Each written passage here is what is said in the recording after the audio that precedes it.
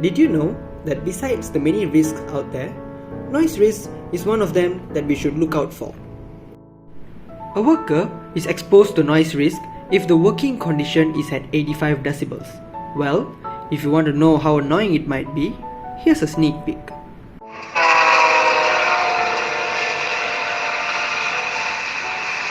Imagine listening to that for 8 hours. According to the revised noise risk assessment, it is a necessity for employers to identify exposure of noise at work.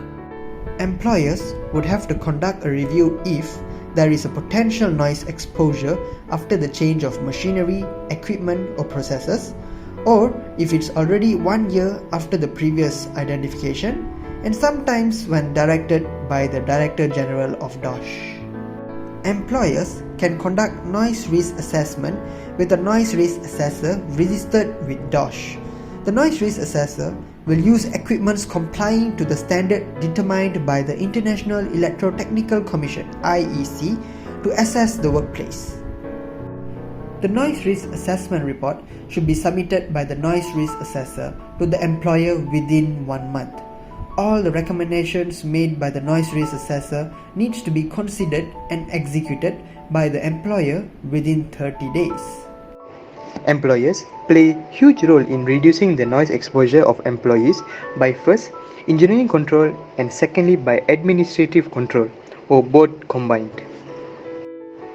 Engineering control involves modifying or replacing equipment or making related physical changes at the noise source or along the transmission path to reduce the noise level at the worker's ear.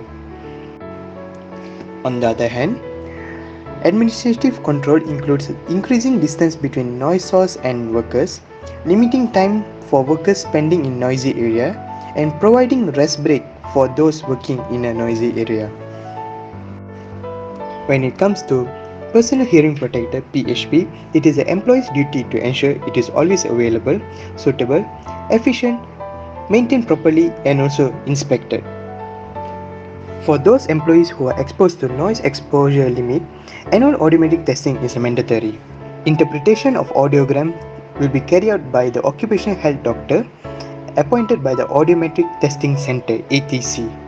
The ATC should submit an audiometric testing report to the employer within 30 days, in which it should be informed to each employee within 21 days. Noise can bring great risk if exposed over the limit. Therefore, proper noise regulations must be implemented to ensure the safety of the individuals at the workplace.